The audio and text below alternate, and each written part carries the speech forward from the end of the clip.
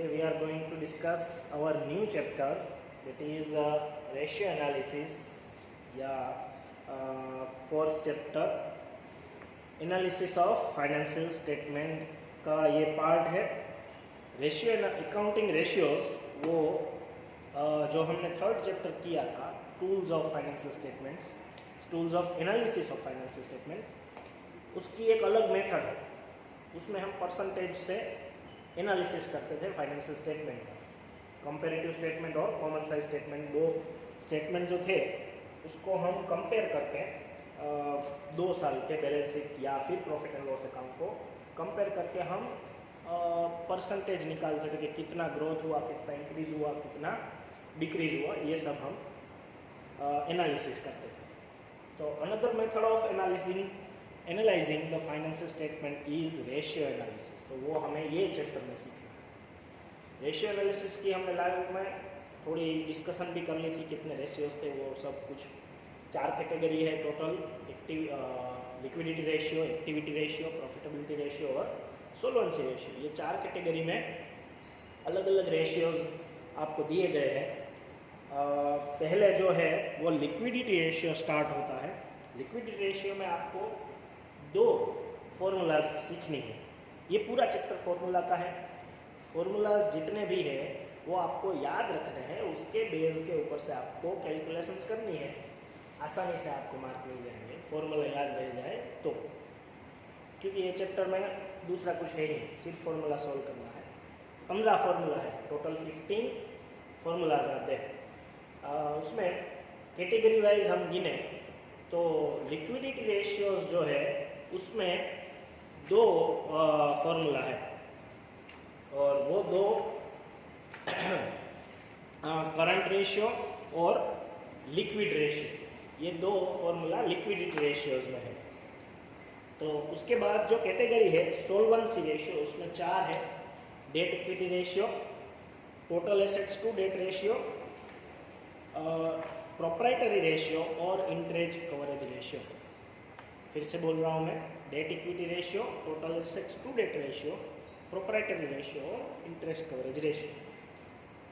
ये solvency ratio था।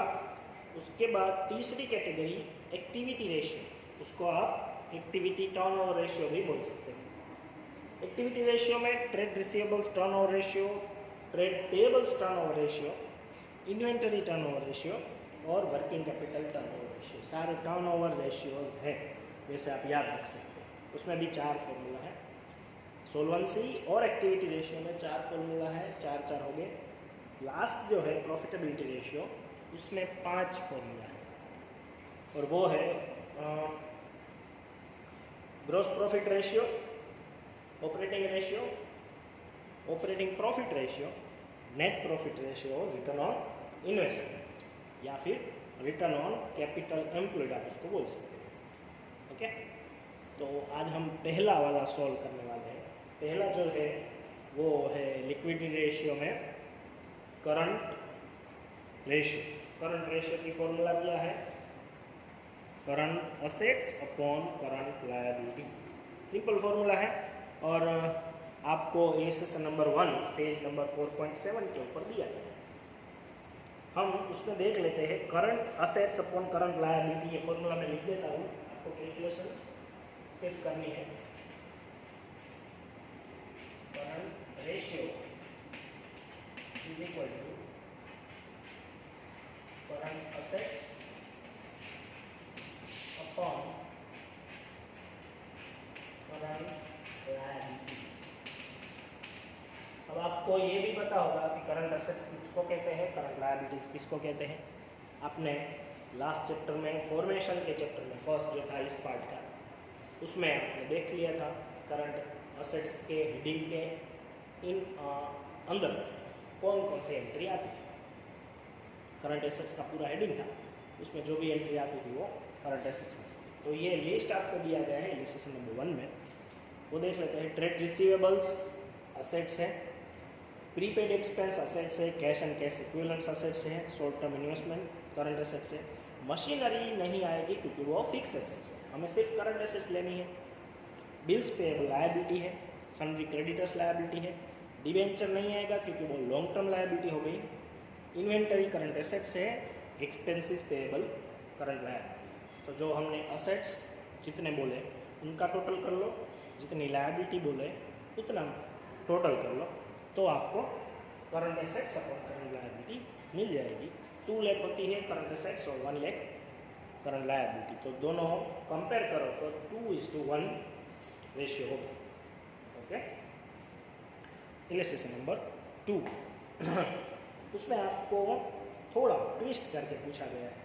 Total assets आपको दी गई है, फिक्स असेट्स दी गई है, तो आप टोटल असेट्स में से फिक्स असेट्स माइनस कर दो तो जो भी बचे वो होगा करंट एसेट्स। लेकिन सामने भी दिए गया है आपको नॉन करंट इन्वेस्टमेंट, तो नॉन करंट इन्वेस्टमेंट भी आप अगर उसमें से माइनस कर, क्योंकि फिक्स एसेट्स में नॉन करंट इन्वेस्टमेंट नहीं आते, तो क्योंकि वो फिक्स एसेट्स टेंजिबल ऐसा बोला गया है। आपको नॉन करंट असेट्स अगर दिया गया होता तो उसमें इंक्लूडेड होते इन्वेस्टमेंट्स।